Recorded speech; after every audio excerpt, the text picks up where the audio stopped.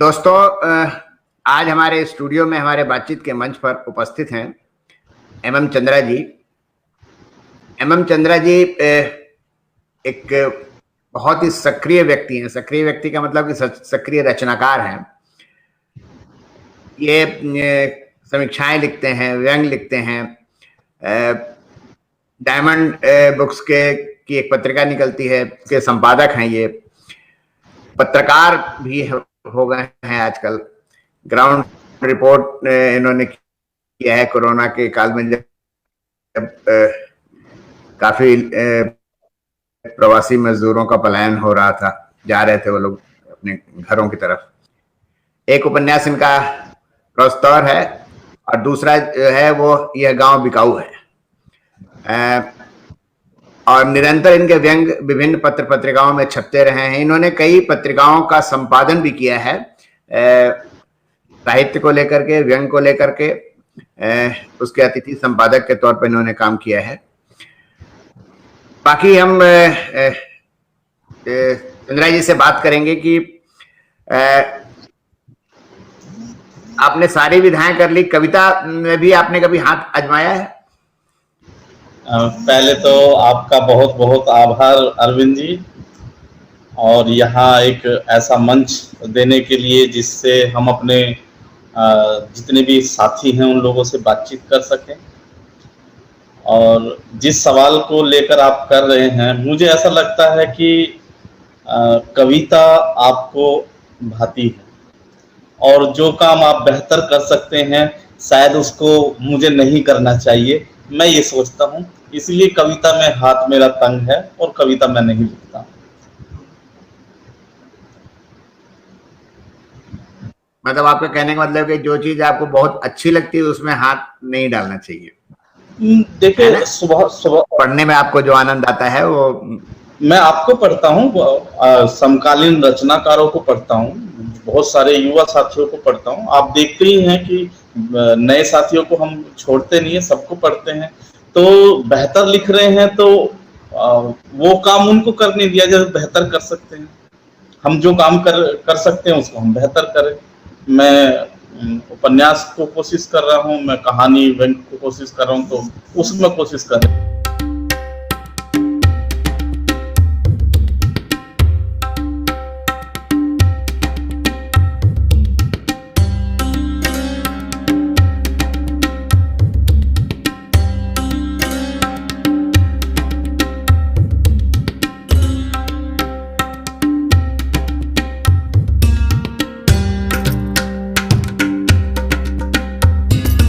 थोड़ा अपने बारे में और बताइए। देखिए, मेरा जो बैकग्राउंड है एजुकेशन का, असल में जैसे एक मजदूर का पलायन होता है ना, तो इस तरीके से मेरी शिक्षा भी वो पलायन की ही भेंट चढ़ी है।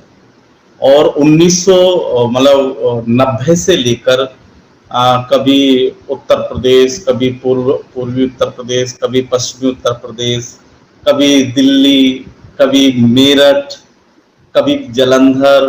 तो इस तरीके से मेरी जो शिक्षा है वो बहुत टुकड़ों टुकड़ों में हुई है। और अंततः मैं गाजियाबाद में मैंने अध्यापन किया। 5 साल में लेक्चरर रहा, प्राइवेट कॉलेज में मैंने पढ़ा है, दर्शन मैंने पढ़ा है। और उसके बाद जो है 2014 के बाद मैं निरंतर साहित्य में ही सक्रिय हूँ। और साहित्य की ही बदौलत जो आज जिसका आपने नाम लिया है डायमंड बुक्स, उसमें मैं हिंदी का संपादक हूँ, एडिटर हूँ मैं वहाँ पर। तो जो भी कुछ है वो मतलब इस रूप में नहीं है कि हमने किसी एक जिले में, एक शहर में, एक राज्य में रहकर शिक्षा ग्रहण करी हो। पलायन चलता रहा है, शिक्षा आगे बढ़ती रही है। लेकिन ये है कि जो संवैधानिक शिक्षा है, हायर एजुकेशन है, वो मुझे मिल गई। साहित्य के रूप में अगर हम देखें तो मेरे साथ कुछ पलायन की बात आप कर रहे हैं, इस पलायन के पीछे का देखिए, जो आज पलायन हुआ है मजदूरों का, वो असल में कोरोना जैसे हम दिल्ली के लगभग पिछले 40 दिन ग्राउंड रिपोर्टिंग किए, दिल्ली में जब पलायन हो रहा था दिल्ली से अलग अलग शहरों के लिए, गांवों के लिए, तो आप देख रहे होंगे कि उनका जो मजबूरी है पलायन करने की, वो कोरोना से ज्यादा उनकी रोजगार की दिक्कत थी, उनको रहने सहने की दिक्कत थी। तो जो हमारा पलायन हुआ था 1990 के आसपास, वो एक बड़ी कंपनी दी कोऑपरेटिव टेक्सटाइल मिल्स, जिस पर प्रोस्टोर लिखा गया है, जो मजदूरों का आंदोलन हुआ था जब ये बाबरी मस्जिद के दौरान की घटना है, तो उसी दौरान जो है बहुत बड़े पैमाने पर उद्योग धंधे बंद हुए थे, लगभग 1.5-2 लाख उद्योग बंद हुए थे। ये 1990-95 की हम बात बता रहे हैं। तो वहां से पलायन हुआ मजदूरों का, तो उसमें हमारा परिवार भी था, जो हम यहाँ आकर दिल्ली एनसीआर के इलाके में रहना शुरू किया। हायर एजुकेशन करनी हुई तो हमें नौकरी के साथ साथ जो है वो अपनी जगह भी बदल। 2008 में मेरा एक उपन्यास मैंने लिखा था। शुरुआत में मैंने उपन्यास लिखा था, एक छोटा सा, लगभग 100-125 पेज का। उसका नाम था वह बोल उठी, और उसको प्रकाशित कराने के लिए मैंने क्या काम किया कि दरियागंज के बहुत सारे पब्लिशरों के पास में गया था कि मेरा ये उपन्यास है, मैं इसको छपवाना चाहता हूँ। और हुआ ये कि जिस भी प्रकाशक के पास गए, जिसने भी मुझको बताया कि आप वहाँ आपकी मदद हो सकती है, और मैं वहाँ से निराश हो गया। आप जानते ही हैं, उस समय मेरी उम्र बहुत कम थी, नया लड़का था, तो उनका मानना ये था कि पैसे से ही, अच्छा कम उम्र के चलते होता क्या ना, जोश ज्यादा होता है। और वो जब चारों तरफ से निराश हो गया, तो मेरा एक मित्र थे, उन्होंने कहा कि हमारे यहाँ पे एक नेताजी हैं, और उनके यहाँ पे मेरे अंकल काम करते, उनकी भी एक पुस्तक छपी थी, आप उनसे बात कर लो, नेताजी तुम्हारी मदद करते हैं। हम उनके यहाँ पर गए कि नेताजी, जो हमारे मित्र के पिताजी थे, उन्होंने कहा कि ये हमारे लड़के का दोस्त है और इसका उपन्यास आप छपवा दीजिए। तो उन्होंने उपन्यास को सरसरी तौर पर पढ़ा, देखा, और मुझसे कहा कि आप ऐसा करो, आप मेरे पिताजी पर लिख दो, मैं उसको छपवा दूंगा। तो जो एक रोशनी मिली थी कि कोई आदमी मदद कर सकता है, तो वो भी वहां से लग गया कि ये छपने वाला नहीं है। और 2008 से लेकर 2000 लगभग 4 तक मैंने साहित्य लेखन में कोई काम नहीं किया। और 2014 में मेरे पास एक प्रोजेक्ट आया, वो बच्चों को लेकर आया था, क्योंकि मैं अध्यापन कर रहा था, और अध्यापन करते करते हमें बच्चों को सिखाना था डूइंग बाय लर्निंग के नाम से कुछ छोटे छोटे कॉन्सेप्ट थे। मैंने उनको करना शुरू किया था, वहीं लिंक जुड़ गए। एक को मैंने बताया कि मेरी एक कहानी है, उसको मैंने लिखा है। फिर उन्होंने कहा कि ऐसा है कि कहानी लिखी है तो छप जाएगी। उन्होंने कहानी वो एक पत्रिका में प्रकाशित करा दी। इसके बाद क्या हुआ, मजेदार घटना, कि ऐतिहासिक उपन्यासों पर बहुत ज्यादा शोर शराबा चल रहा था साहित्य जगत में। तो मैंने भी एक उपन्यास जो है वो सम्राट अशोक के नाम से लिख डाला। और सम्राट अशोक जब लिख दिया तो वो मुझे नहीं पता था कि वो मतलब प्रकाशक को इतना पसंद आ जाएगा। और वो 4 भाषाओं में छप गया, गुजराती, मराठी, बंगाली, हिंदी, अंग्रेजी। और वहां से जो है मेरी शुरुआत होगी। लेकिन जो है इस उपन्यास ने मतलब प्रकाशक को चाहे कुछ भी फायदा पहुंचाया हो, लेकिन मेरे साहित्यिक जागरण में कोई काम उसने नहीं किया था। लेकिन उसके बाद जो प्रोस्तोर उपन्यास आया, उसने थोड़ा पैर जमाने का मौका दिया। और कहते हैं ना कि आदमी कुछ करता है तो आलोचना होती है, अच्छा बुरा जो भी होता है वो आपके सामने होता है।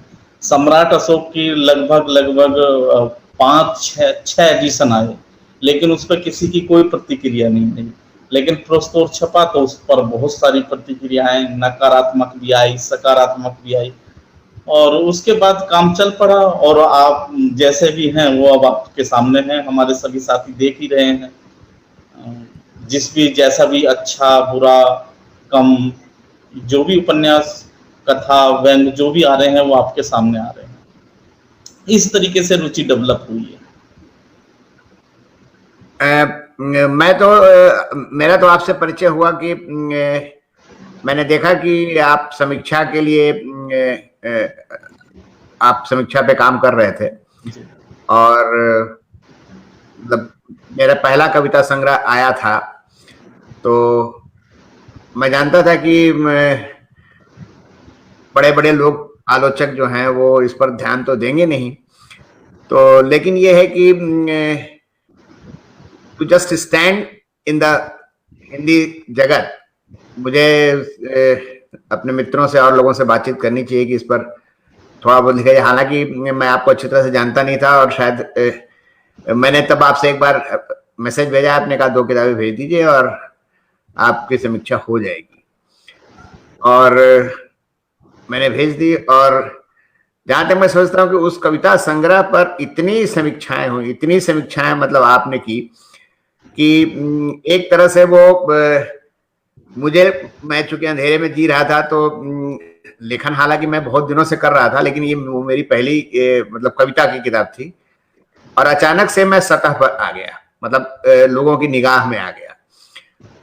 तो ये है। फिर आप मैं इसके बारे में बताता हूँ। एक बहुत रोचक घटना है।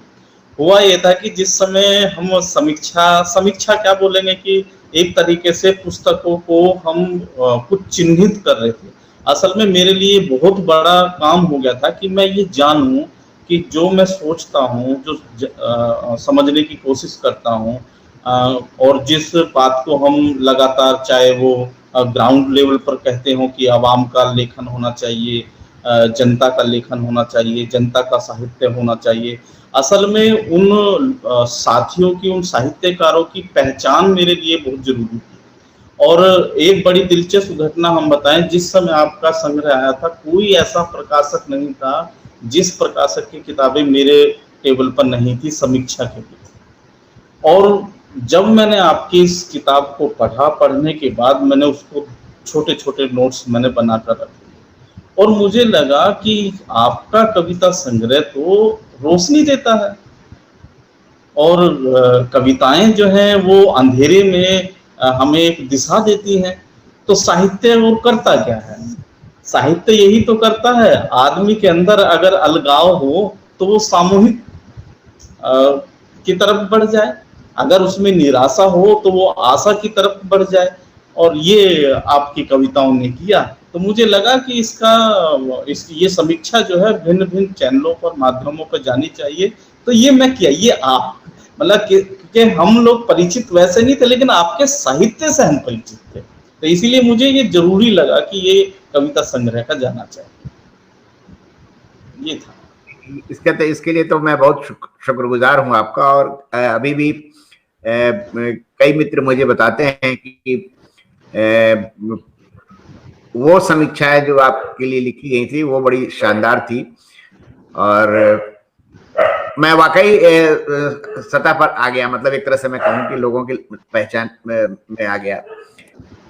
तो अशोक पर जो उपन्यास लिखा था आपने जी, उसके बाद से फिर आपने प्रोस्तोर लिखा, फिर प्रोस्तोर लिखा। आलोचना, समीक्षा और आलोचना, व्यंग और उपन्यास। उपन्यास मेरा जो है वो मूल कथा है, मतलब जो मुख्य जिसको हम लेखन बोलते हैं, और साइड बाय साइड मतलब जैसे कुछ सवाल आते हैं, जैसे आप देखते होंगे कि कुछ सवाल साहित्य में, कुछ सवाल व्यंग, खासकर व्यंग में आते रहते हैं, तो उनको समझना। असल में जो समीक्षा वाला पोर्शन है वो मेरे लिए खुद के समझने के लिए होता है, और जो दूसरी विधा है उपन्यास है वो मूल लेखन है, और क्योंकि मैं एक सीरीज पर काम कर रहा हूँ 1990 से लेकर और जो हमारा वर्तमान है, और उन कालखंडों को मैं अपने नजरिए से खंगाल रहा हूँ। जैसे आपने देखा होगा मजदूर आंदोलन पर मैंने 1990 का जो दशक लिया है वो मजदूर आंदोलन पर था जो प्रोस्तोर में था। इसके बाद यह गांव बिकाऊ आया, ये जो है किसान मूवमेंट पर था, किसान आंदोलन पर था, उनके जन संगठनों पर था, किसानों में कैसे काम किया जाता है, जन संगठन कैसे काम करते हैं, ये तमाम। इसके बाद और हैं, और एक पूरी सीरीज है। इसके बाद अभी जो प्रेस में है वो तरुणाई है, छात्र आंदोलन पर है। इसके बाद का भी एक उपन्यास है, वो भी तैयार है। मतलब ये सीरीज है जो एक के बाद जो 1990 के बाद जो मूवमेंट हुए हैं अलग अलग दौर के, और जिसमें आप देख सकते हैं कि जैसे कोरोना काल चल रहा है, तो कोरोना काल पे अगर मैं 40 दिन मैंने ग्राउंड रिपोर्टिंग करी दिल्ली, एनसीआर, फरीदाबाद, गाजियाबाद के इलाकों में, तो जो मैंने अलग अलग राज्यों की सीमाओं पर जो क्रूरता देखी, जो नियमों और कानूनों के बदौलत जो मजदूरों का पलायन जो हो रहा था, उनको कैसे क्रूर तरीके से सिर्फ नियमों में धकेला गया, तो वो जो मेरी आंखों के सामने हो रहा था जब हम रिपोर्टिंग कर रहे थे, तो उसको हम बेहतर तरीके से लिखेंगे या एक एसी रूम में बैठकर या अपनी गली में या अपनी बालकनी में खड़े होकर चलते हुए लोगों को देखकर कोई कविता कहानी लिख पाएंगे। तो मुझे ये लगा कि मैं जितने भी जो भी लेखन कर रहा हूँ उसमें एज ए एक्टिविस्ट के रूप में, मतलब एज ए उसमें पहले इन्वॉल्व होता हूँ और तब जाके मैं उसकी तरफ बढ़ता हूँ। ये मैं मतलब इस तरीके से मेरी यात्रा चलती है। फिर आप ग्राउंड रिपोर्टिंग में आ गए, मतलब ग्राउंड रिपोर्टिंग आपने 40 दिन तक की और मजदूरों पर फोकस किया आपने। हाँ जी। कारण ये था ना कि जैसे लॉकडाउन में सब बंद था, सब कुछ बंद था, और घर से दूसरी बात ये है, जैसे आप एक कवि, एक लेखक, कोई भी हो जो समाज से जुड़ा हुआ है, वो साहित्यकार हो या ना हो, लेकिन अगर वो जनता से, आवाम से जुड़ा हुआ है, अपने पास पड़ोस से जुड़ा हुआ है, तो उसका दिल कचोटता रहता है कि वो घर में कैसे रह सकता है, वो कैसे जो है इन दिनों को देख सकता है अपनी आंखों के सामने। और हमारे सामने प्रॉब्लम थी कि हम घर से बाहर कैसे निकलें। तो मेरे उस्ताद ने मुझको बताया था कि प्लेटफॉर्म आपने चेंज कर लिया है। मैंने यही किया था कि जो बात मैं कभी अपने व्यंग के माध्यम से कहता, जो बात अपनी कहानी के माध्यम से कहता, जो बात मैं किसी और माध्यम से कहता, उसका तरीका मुझे लगा कि मैं लाइव रिपोर्टिंग करूं और सीधे जो है उन लोगों तक पहुंचूं जो इस दर्द को झेल रहे हैं। मेरे एक जो साथ कैमरामैन थे, और एक त्रासदी ये हुई थी कि जब हम लोग रिपोर्टिंग कर रहे थे वहां पर, तो एक जो पत्रकार था वो बार बार इस तरफ इशारा कर रहा था कि भाई देखो वो उसके चप्पल नहीं है, चप्पलों को जो फोकस करने की कोशिश कर रहा था, उसके नंगे पैर हैं, छाले हैं। हमारे जो साथी थे उसके पास वो सैंडल में ही, मतलब चप्पलों में ही था, स्लीपर उसमें। तो मैं उसने सवाल किया कि मेरी चप्पलों को लोग क्यों नहीं दिखा रहे। तो इस तरह की घटनाएं हमारे सामने हुई हैं कि जो कैमरा, जो न्यूज है, जो आज की जो मीडिया है, उसका सारा फोकस हमारा, मतलब जनता के दुख तकलीफ से भी अपनी जो टीआरपी है उसको बढ़ाना है, और किसी भी तरीके से उसको लगना चाहिए कि हम उनके दुख दर्द को संभालें। लेकिन उनका असली मकसद कुछ और ही था। उनका मकसद ये नहीं था कि जहां से लोग पलायन कर रहे हैं उनसे सवाल पूछा जाए कि उनके मकान मालिकों ने जो निकाला। अरविंद जी, जिस कॉलोनी का हम लोग सर्वे किए थे, अंदाजा लगाइए, जिसने 12 साल इस दिल्ली में रहकर नौकरी कर कर बर्तन भांडे जुटाए, गैस का चूल्हा जुटाया, जिसने अपने बेड जुटाया, अपने बच्चों को पढ़ने के लिए कुर्सी, यहाँ टेबल, ये छोटी छोटी जो 12 वर्षों की अपनी मेहनत मजदूरी से जो कमाया, उन मकान मालिकों ने जाते जाते उसको सबको जब्त कर लिया, उसकी सारी की सारी कमाई को जब्त कर लिया। जो रिक्शा चलाते थे उसका रिक्शा जब्त कर लिया। ये सब हम लोग अपनी आंखों से उन लोगों का सर्वे किया। किराए के एवज में जब हाँ जी, आओगे तो रख लेना। अब वो कैसे आए 2-2 महीने? ये हमने अपनी आंख, मतलब पूरा का पूरी कॉलोनी के लगभग 60% लोग जो हैं वो गायब हो गए। वे मेहनत कश मजदूर लोग। देखिए एक घटना और मैं आपको बताता हूँ। दिल्ली बॉर्डर पर 3 सीमाएं, मतलब जिनको हमने कवर किया। जैसे फरीदाबाद बॉर्डर था। फरीदाबाद बॉर्डर पर दिल्ली पुलिस दूसरे रास्ते पर थी और हरियाणा पुलिस दूसरे रास्ते पर थी। होता क्या था कि जब मजदूर निकलते थे उनको, तो हरियाणा पुलिस उनको आगे जाती थी, सेक्टर पर रोकती थी, बस में बैठाती थी और फिर दिल्ली के बॉर्डर पर छोड़ देते थे और उनको मार पीट के भगा देते थे। ऐसे ही दिल्ली वाले हरियाणा वाले दिल्ली में, और उनका जो ट्रेन वाला रास्ता कटे थे हमारे मजदूर भाई लोग, यहाँ भी ऐसी घटनाएं घटती रह गई। क्योंकि जब बॉर्डर बंद कर दिया गया तो, और चूंकि मजदूरों ने ये ठान लिया था, उनके अंतस चेतना में ये बात हो गई थी हमें रुकना नहीं है, क्योंकि सरकार को कितने दिन भूखे रह सकते थे, कितने दिन वो सड़कों पर रह सकते थे। तो उन्होंने ट्रेन का रास्ता, जो पटरी वाला रास्ता, वो मजबूरी में अपनाया, क्योंकि सड़क पर कोई भी उनको जाने नहीं दे रहा, कोई भी उनको ऐसा तरीका नहीं मिल रहा था। लेकिन क्या कर, तो ये जो मजदूरों पर लगातार आक्षेप लगाए गए कि वो बिल्कुल बेबुनियाद थे। और मजदूरों के पक्ष में एक काम बहुत बढ़िया हुआ है कि जो मजदूरों के पक्ष में जन संगठन थे, जो सामूहिक सहायता केंद्र थे, जो मानवता से, मनुष्य से प्यार करने वाले लोग थे, उन लोगों के हाथ खुल के सामने आए, दिल खोल के उन लोगों ने मदद की मजदूरों की। और ये सिर्फ दिल्ली के अंदर ही नहीं, हरियाणा के अंदर भी, यूपी के अंदर भी, तमाम जगह बहुत सारे उदाहरण ऐसे आए हैं जिन्होंने मजदूरों के पक्ष में काम किया, मजदूरों की सहायता की। ये एक बहुत असरदार, और जो हमारी गंगा जमुना तहजीब, और जो आज भी हमारी विरासत में सामूहिकता, मानवता जैसे जो मूल्य बचे हुए हैं, उसका जीता जागता उदाहरण।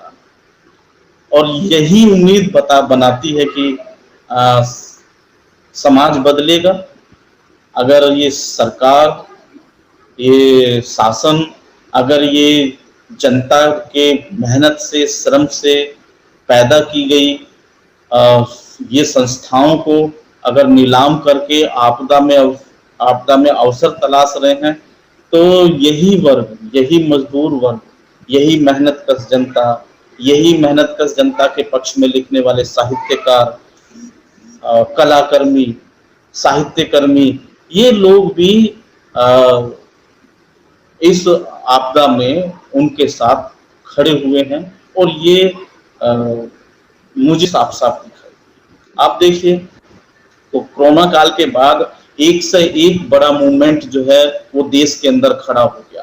यूपी में सरकार को पीछे हटना पड़ा जब उन्होंने श्रम कानून को अपने मनमर्जी तरीके से कोशिश करी, तो पूरे, और लॉकडाउन खुला नहीं था, लेकिन मजदूरों की जो ताकत थी, उन्होंने एक वर्कर्स यूनिटी के नाम से संगठन बनाकर दबाव बनाया और सरकार को पीछे हटना पड़ा। अब हम जो अभी हम लगभग हर शाम को डेली हम कवर करने जाते हैं फरीदाबाद एनसीआर में जो फैक्ट्रियां हैं। आज फरीदाबाद और गुड़गांव तक लगभग 400 कंपनियों में आंदोलन चल रहे हैं, लेकिन ये कोई मीडिया उसको नहीं दिखा रहा। सरकारी जो अध्यापक हैं वो लगातार अपने जो उनको 10 साल जिन्होंने जो कोरोना काल में लगातार जनता के बीच में सैंपल ले रहे थे, उनके मैसेज आया नौकरी करते करते कि कल से आप नौकरी पर नहीं आएंगे। ये 10 साल सरकारी सेवा करने वाले पीटीआई अध्यापकों के साथ हरियाणा सरकार में हुआ। आप देखिए कि कौन सी ऐसी कंपनी, ऐसी सैकड़ों कंपनियां हैं जिसमें मजदूर आंदोलन कर रहे हैं, सड़कों पर खड़े हुए हैं, और कोई उनकी सुनने वाला नहीं है, ना कोई उनकी न्यूज दिखाने वाला है। और मुख्य धारा की मीडिया तो उसको तो एक मुद्दा रोज ऐसा चाहिए जो आम जनता की जो मांग है, जो बुनियादी जरूरत है, उससे किसी तरीके से पीछा छूटे। ये तो पत्रकारिता पर तो बहुत अच्छी तरह से बताया आपने, और पत्रकारिता तो धीरे धीरे एक्सपोज भी हो रही है, जो कारपोरेट पत्रकारिता है। कारपोरेट पत्रकारिता क्या, छोटे छोटे अखबार भी आजकल एक्सपोज हो गए हैं, कोई पढ़ना नहीं चाहता है अखबार, कोई मतलब खबरों पे कोई भरोसा नहीं रह गया है। हम लोग 2-4 लोग जो हैं वो चलिए मान लिए ठीक है, मतलब जो बिटवीन द लाइन चीजों को समझ जाते हैं वो तो भले ही पढ़ के कुछ समझ जाते हैं। लेकिन ये बताइए कि साहित्य, हिंदी साहित्य, खास करके हिंदी साहित्य की क्या स्थिति बन रही है अभी? मतलब लेखकों की चिंता किस बात को लेकर के है? पीड़ित, मतलब मजदूरों को लेकर के, पीड़ितों को लेकर के, आम जनता को लेकर के, या सिर्फ अपनी रचनाओं को लेकर के? अरविंद जी देखिए, सही मायने में देखा जाए तो जो सवाल है वो सवाल निरपेक्ष नहीं है, इस सापेक्षिक सवाल है। मतलब किसी ना किसी पक्ष में पक्षधरता की ये मांग करता है। और आप देखेंगे कि कोरोना काल में जो सबसे ज्यादा जो मजदूरों के साथ खड़ा होने वाला व्यक्ति दिखाई दे रहा था, वो आप देखेंगे कि वो साहित्यकार था, कवि भी था, वो युवा भी था, वो बुजुर्ग भी था। और ऐसे लोगों ने कलम उठाई, जो कलम नहीं उठा सकते थे उन्होंने जो है अपना जो है वो घर से बाहर निकल के लोगों को पानी दिया, भोजन दिया, और जो जितना कर सकता था वो किया। साहित्य के लेवल पर कौन कैसा रच रहा है, मुझे तो ऐसा लगता है कि देखिए हर तरह की रचनाएं हर काल में होती हैं, अच्छी भी होती हैं, बुरी भी होती हैं, और अच्छा बुरा भी अपने आप में निरपेक्ष जैसा है नहीं। काला और सफेद वाला मामला जो है वो शुद्धता वाला मामला कम से कम साहित्य में नहीं है। और साहित्य की, हिंदी साहित्य की अपनी कमजोरियां हैं, उसकी अपनी पृष्ठभूमि है, उसके अपने सारोकार पहले से जो जग जाहिर हैं।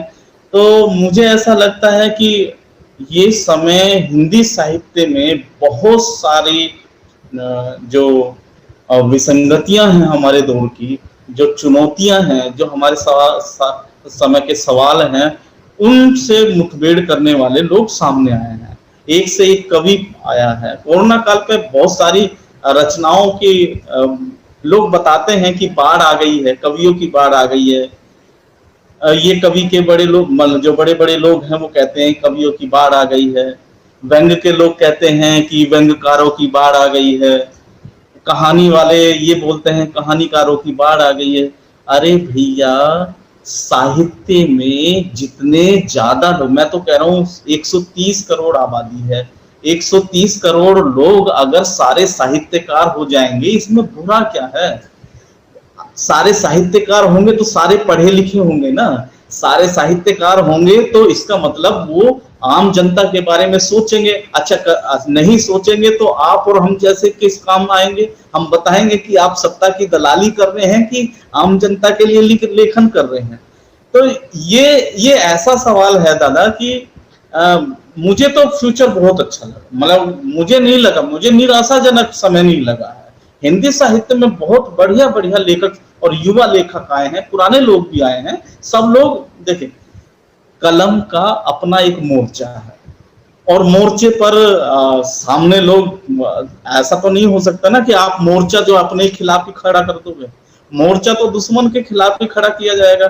तो सांस्कृतिक स्तर पर लड़ाई होगी जिसमें वे भी लड़ रहे हैं और आप और हम भी लड़ेंगे, हमारे जैसे साथी भी लड़ेंगे।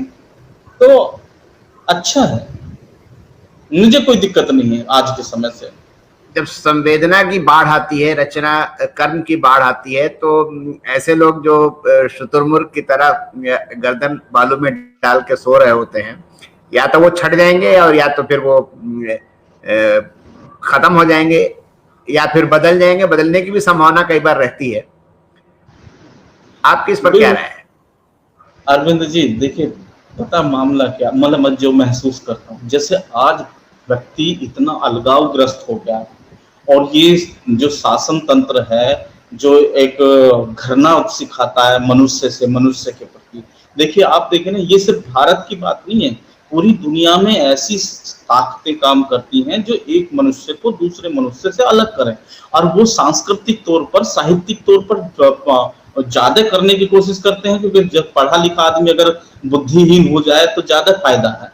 अब जैसे सोशल डिस्टेंसिंग शब्द के बारे में सब लोगों ने बताया, वही सोशल डिस्टेंसिंग शब्द ही खराब है, सोशल डिस्टेंसिंग शब्द ही गलत है, और सब साहित्यकारों ने उसको एक्सेप्ट कर लिया अपनी रचनाओं में, सोशल डिस्टेंसिंग, सोशल डिस्टेंसिंग। तो इसका मतलब ये हुआ कि हमने साहित्यिक तौर पर एक गलत चीज को अपना लिया, जो कि ये अब हमारी और आपकी और हमारे जैसे लोगों की चिंता है कि सोशल डिस्टेंसिंग की जरूरत नहीं है, फिजिकल डिस्टेंसिंग की जरूरत है। हम तो पहले भी सोशल थे, आज भी सोशल है, इन सत्ताओं के काम में। तो संवेदनशील व्यक्ति क्या करता है, अब मान लिया घर में है, बैठा है, या एक ऐसा काल चल रहा है जहां पे पूरी दुनिया महामारी के उसमें जूझ रही है, नौकरी पैसा से जूझ रही है, उस काम धंधे की दिक्कत है, और उसके बच्चे की पढ़ाई, ये तमाम तरह की दिक्कतें हैं। तो एक संवेदनशील व्यक्ति क्या करेगा, दो काम करेगा, या तो वो अपने कुंठा को, अपनी तड़पन को किसी ना किसी से बाहर निकालेगा, वो बाहर किसी भी रूप में निकाल सकता है। अगर वो संवेदनशील है तो मुझे ऐसा लगता है, अगर वो कविता के रूप में अगर अपने तड़प को, अपने दुख को कविता के माध्यम से कहना चाहता है तो कहे, अगर वो कहानी के माध्यम से कहना चाहता है तो कहे, वो उपन्यास के माध्यम से कहना चाहता है तो कहे, अगर वो मेरी तरह माइक लेकर अगर वो जनता के बीच में जा सकता है तो भी कहे। क्योंकि बात असली क्या है, वो मर्म की है कि हमारी संवेदनाओं का लेयर है, वो लेयर किस लेवल तक जाता है। जैसे मैं आपको एक घटना बताता हूं, जैसे जो संवेदना जिस व्यक्ति के लिए जिस लेयर पर काम कर रही होगी, जैसे मतलब एक आदमी है, उसे संवेदना हुई तो उसे लगा कि चलो कविता लिख दो, उसका काम खत्म हो गया। इससे थोड़ा ऊंचे लेवल की संवेदना है किसी व्यक्ति के अंदर, तो वो कविता भी लिख देगा और जनता के बीच में भी चला जाएगा और अपनी तरफ से कुछ मदद सहयोग करने की कोशिश करेगा। एक आदमी की संवेदना इतनी भी हो सकती है कि वो इस जो राज्य सत्ता है, जो क्रूर सत्ता है, जो क्रूर शासन तंत्र है, जो जनता पर इतने तरीके से मतलब नुकसान पहुंचा रहा है, उसको एक गर्त में डालने की कोशिश कर रहा है, तो उसके खिलाफ वो खड़ा हो जाए, वो कलम भी लेके खड़ा होगा और वो जनता का आह्वान करते हुए सामूहिक संगठन की तरफ भी बढ़ेगा। तो ये संवेदनात्मक स्तर वाला मामला है कि किस कवि के अंदर, किस साहित्यकार के अंदर कितनी संवेदना किस लेवल की है। आप व्यंग से बहुत सक्रिय रूप से जुड़े रहते हैं और आपके व्यंग भी रेगुलर आते रहते हैं, मैं देखता रहता हूँ। व्यंग की एक शानदार परंपरा रही है। जैसे मान लीजिए अगर हम बात करें तो हरिशंकर परसाई ही से हम बात करते हैं अगर, तो उस परंपरा का निर्वाह आज के समय में, हालांकि समय बदल गया है हरिशंकर परसाई का, लेकिन कुछ चीजें बिल्कुल नहीं बदली हैं। मतलब एक तो व्यवस्था नहीं बदली है, दूसरी बात यह है कि देखने का नजरिया जो लेखक का होना चाहिए वो भले ही बदल गया हो, लेकिन लेखनी की ताकत जो है उसका सही इस्तेमाल हो सकता है। तो व्यंग की दुनिया को आप किस रूप में देख रहे हैं? बिल्कुल एक सही सवाल है, और व्यंग में परंपरा का, सिर्फ व्यंग में ही परंपरा का सवाल नहीं है, वो तो व्यंग कह के तो हम उसको बहुत छोटा करने की कोशिश करते हैं, जो भी लोग सिर्फ व्यंग तक सोचते हैं। व्यंग साहित्य की एक विधा है, मतलब है वो साहित्य ही, लेकिन वो उसके सवाल एक अलग तरीके से काम करते हैं, उसका लेखन थोड़ा अलग तरीके से काम करता है। परसाई और आज के युग में देखिए दादा फर्क तो है। फर्क ये आया है कि जिस समय परसाई लिख रहे थे और हमारे शासन तंत्र के बारे में, भारतीय राज सत्ता के बारे में जो उनका मूल्यांकन था वो आज बिल्कुल अलग है। आज वित्तीय पूंजीवाद का जमाना है। आज तमाम दुनिया तबाह होने के बाद भी शेयर मार्केट के माध्यम से बड़े बड़े लोग जो हैं वो अपनी पूंजी को का संकेंद्रण कर सकते हैं। तो थोड़ा पूरी विश्व अवस्था का मामला थोड़ा बिगड़ गया है। तो थोड़ा इस राज सत्ता के चरित्र में बदलाव आया है। और अब हमें करना क्या है, या जो लोग कर रहे हैं, जो व्यंग्य लेखन को कर रहे हैं, कोई कुछ भी कहता रहे कि बहुत सारे साथी लोग ये बताते हैं कि व्यंग्य आज बहुत खराब कूड़ा कबाड़ा तरीके से लिखा जा रहा है। और ये सिर्फ कहना सिर्फ व्यंग्य में ही नहीं है, अलग विधाओं में भी, जैसे कहानियों के बारे में कहा जाता है। अभी मैंने आते ही शुरू में यही बात बोली थी, कविताओं के बारे में कहा जाता है कि बहुत खराब लिखा जा रहा है। लेकिन आज भी जो व्यंग्य की परंपरा है, जो आलोचना की परंपरा है, जो शासन से सवाल करने की परंपरा है, जो उसको मुंह दिखाने की परंपरा है, वो आज भी मौजूद है। और दुनिया की कोई धारा ऐसी नहीं होती है कि वो लुप्त या समाप्त हो जाती है। जैसे आपसे हमारी बातचीत होती रही है, जब भक्ति काल था तो भक्ति काल में भी कबीर जैसा योद्धा पैदा हो गया था, सारे भक्त नहीं थे। तो ऐसे ही आज अगर एक भक्ति काल चल रहा है, गोदी मीडिया चल रहा है, तो ऐसा नहीं है कि सारे लेखकों ने हथियार डाल दिए हैं। एक से एक शानदार लेखक आ रहा है, वो परिष्कृत होगा। देखिए, एक पहले दिन से नहीं होगा वो, लेकिन बहुत बेहतरीन व्यंग्यकार आ रहे हैं और अच्छा भी लिख रहे हैं। और देखिएगा कि इन्हीं नए लोगों में से बहुत सारे लोग जो हैं, आपको लगेगा कि हाँ कुछ लोग हैं। अच्छा परिदृश्य है। और मेरा मानना यह है कि जितना ज्यादा लोग जो हैं किसी भी साहित्यिक विधा में आते हैं तो उसकी विरासत को संभालते हैं। अब जैसे मान के चलो कि एक ही व्यक्ति बचा, जैसे आजकल चर्चा चलती है कि एक आलोचक रहे, उनके देहांत होते ही आलोचना का अकाल पड़ गया। तो ऐसी भी विधा क्या, जिसके चाहने वाले, जिसको मानने वाले, जिसके रास्ते पर चलने वाले ना हो। और ये तो व्यंग्य है, व्यंग्य के विद्यार्थी लोग आते हैं जाते हैं, और जिसकी जो भूमिका होती है वो निभाता है, अपनी सीमाओं में निभाता है और निभा रहे हैं। मुझे लगता है व्यंग्य अपने आप में बहुत मौजूद है। और आज की डेट में अरविंद जी, एक बहुत जो बात मैं महसूस करता हूँ वो ये है कि आज अगर किसी पर, बड़े से बड़े तंत्र पर अगर कोई विधा अगर मार करने की क्षमता रखती है तो वो व्यंग्य है। और जब इतनी विसंगतियां, इतनी तमाम तरह के शासन तंत्र और तमाम तरह का अलगाव, कुंठा पैदा की जा रही है इस सोसाइटी में, तो व्यंग्यकार पीछे नहीं हटेंगे, ये यकीन है मुझको। वे भी अपनी कलम का जोहर नहीं, ये बात तो आपने सही कही है। और नए लोग अच्छा लिख रहे हैं और नई पीढ़ी उभर करके आ भी रही है। लेकिन मैंने देखा कि जो एक ठहराव की स्थिति, मतलब जो पीढ़ी ठहर चुकी है, मैंने ये महसूस किया है कि उनके व्यंगों में जो धार पहले हुआ करता था वो धार थोड़ा कम हुआ है। और ये एक चिंताजनक बात है, क्योंकि नई पीढ़ी तो अपनी पुरानी पीढ़ी से सीखती है ना। मैं इसको ऐसे देखता हूं कि ठहराव कोई स्थायी चीज नहीं है, ये भाव है। और जैसे मतलब अर्थव्यवस्था में ठहराव आ गया, जैसे राजनीति में ठहराव आ गया, जैसे साहित्य में ठहराव आ गया, ऐसे ही व्यंग्य में भी ठहराव कोई स्थायी चीज तो है नहीं। अच्छा, हमारी जो सामाजिक संरचना है, आप जो अलगाव बढ़ा है सोसाइटी में, इसको यही तो बताते ना कि थोड़ा ठहराव आ गया है समाज में, सामाजिक संरचना में, इसलिए सब लोग अलग अलग चले गए हैं, इसलिए अकेलापन हो गया है, कुंठाएं पैदा हो गई हैं।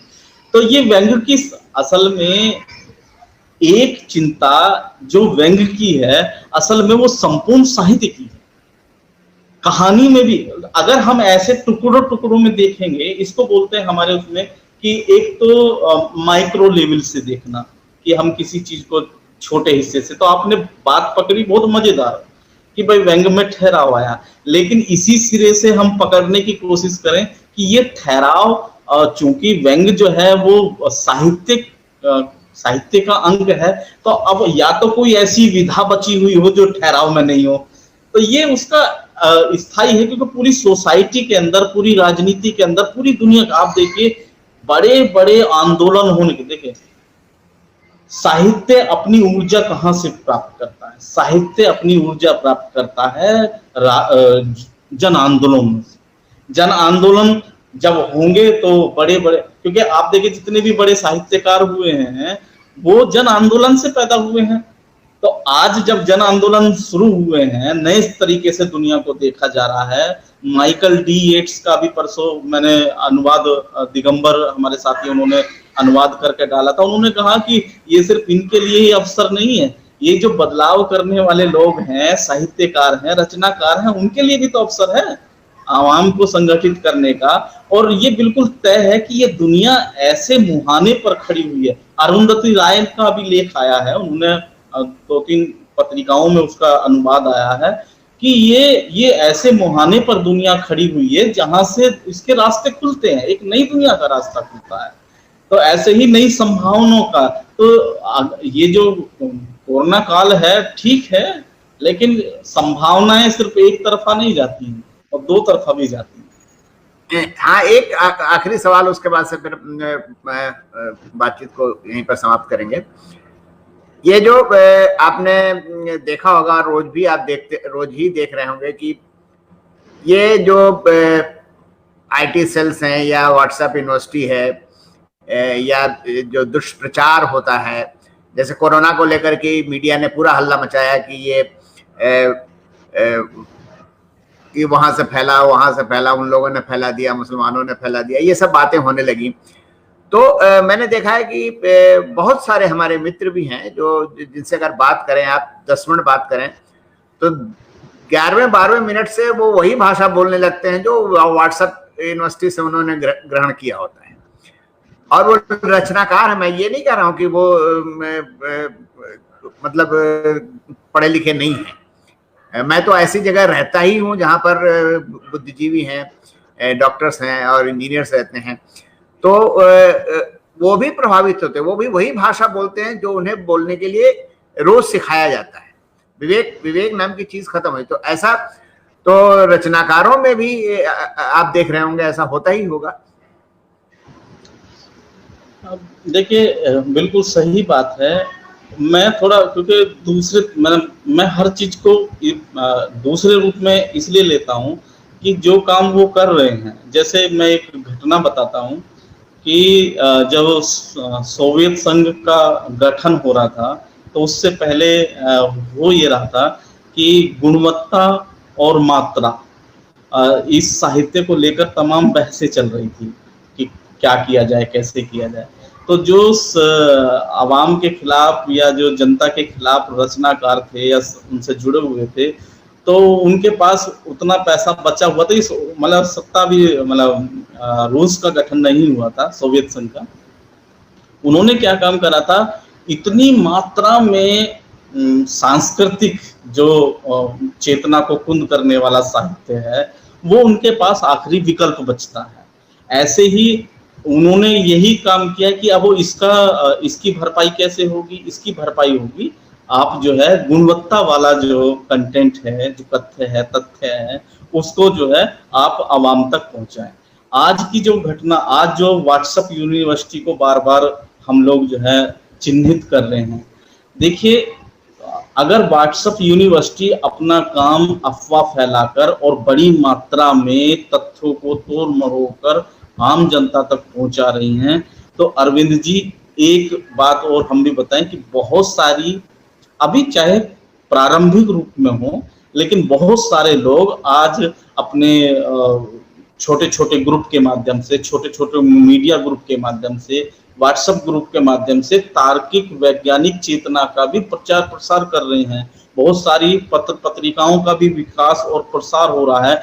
तो इसका मुकाबला तो पैरेलल, देखिए अगर कोई सांस्कृतिक रूप में हमारी चेतना को अवरुद्ध करता है तो उसका एक ही विकल्प है कि हमें भी उसके पैरेलल कोई एक ऐसा विकल्प देना पड़ेगा। अगर वो व्हाट्सएप से हमें भ्रांति फैलाता है तो हमारे पास भी विकल्प होना चाहिए कि हम उस भ्रांति का, जैसे उससे होता तथ्य अपने आप में चीख कर इतनी बड़ी सच्चाई होती है कि सामने वाला कितना भी चिल्लाता रहे। जमाती वर्ग के खिलाफ कितनी अफवाह फैलाई गई, और आज देखिए, आज मीडिया में एक भी जमाती का नाम लेने वाला वो कोई मीडियाकार नहीं बचा, क्योंकि वो तथ्य ऐसे हवाई हुए। अब कोई जो है मतलब कोई पगला ही गया है कि नहीं मुझे तो अभी भी वही रट्टा रटना है, तो उसका तो हम कह नहीं सकते, लेकिन वो सब तथ्य में धुल हो गए।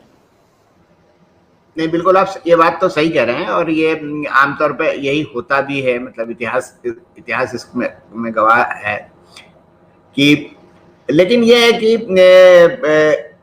आज जैसे आपने कहा कि विश्व पूंजी जो है वो वित्तीय पूंजी वो एक ऐसे दौर में पहुंच गई जो खुद ही संकट झेल रही है, और वो आडंबर दिखा करके या अपना चमकीला हिस्सा दिखा करके, झूठा चमकीला हिस्सा दिखा करके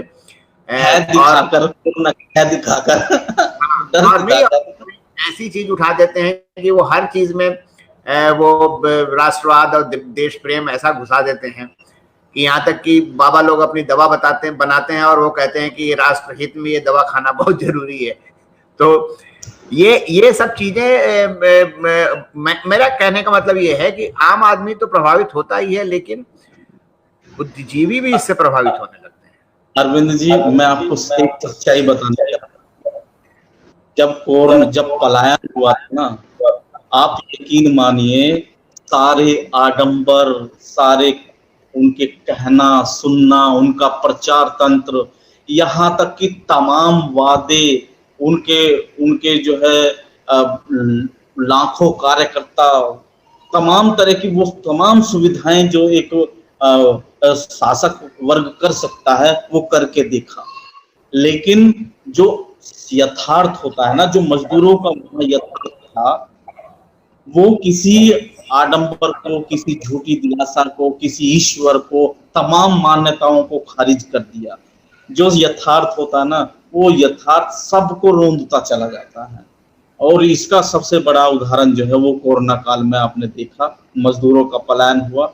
और मुझे ऐसा लगता है कि ये यथार्थ जो है वो हर तमाम जो झूठी सच्ची तमाम तरह की जो कहानियां हैं, किस्से हैं, प्रतीक हैं, उनको सबको ठोकरा देगा, सबको ठोकर मार देगा। मुझे ऐसा लगता है उसने मारा भी। और दुनिया में अब देखिए ना, इतना कोरोना काल में लगाने के बाद सरकार इस बंदूक के दम पर, लाठी के दम पर, बैरिकेड लगाने के बाद और कर्फ्यू लगाने के बाद, और ये कह दिया गया जो जहां है वहां रहेगा। आप अरविंद जी बताइए, उस शासन तंत्र का मुकाबला किसने किया? वो मजदूरों ने किया। तमाम नीतियों नियमों को चुनौती देकर वो घर से बाहर निकला। उसने इस शासन तंत्र का उससे विरोध किया, उससे विद्रोह किया। मतलब जनता ने अपनी सरकार को मानने से इनकार कर दिया कि ये मेरी सरकार नहीं। और कुर्बानियां भी दी लोगों ने, कुर्बानियां दी। अभी भी कुछ चित्र में देखे मैंने, तो आदमी जो है अगर पढ़ा लिखा ना, समझदार ना हो, संवेदनशील सिर्फ हो, तो अवसाद में चला जाएगा। ऐसे बहुत सारी घटनाएं मैंने देखी। औरत ने सड़क पर डिलीवरी कर दी, फिर उसके बाद से उठ के वो पैदल चलने लगी। एक माँ मर जाती है प्लेटफॉर्म पर, वो सिर्फ प्यास से मर जाती है। मतलब ये कई ऐसी घटनाएं। एक लड़की अपने पिता को बैठा के साइकिल पर वो करीब 1600 किलोमीटर तक की यात्रा करती है। ये सब जो है वो हिला के रख देता है। और ये आपने बिल्कुल सही बात कही कि सारी चीजें रखी रह गई, बैरिकेडिंग जितनी है उनकी, और जितनी घोषणा है फलाना ढिमाका, वो सब रह गई। चलिए ठीक है, आपसे बात करके बहुत अच्छा लगा, और बहुत बहुत धन्यवाद कि आपने हमें समय दिया। और मुझे उम्मीद है कि हमारे दोस्तों को, हमारे सारे मित्रों को, दर्शकों को ये बातचीत बहुत पसंद आएगी। बहुत बहुत धन्यवाद। नमस्कार अनिल जी, और सभी साथियों को पुनः नमस्कार, धन्यवाद।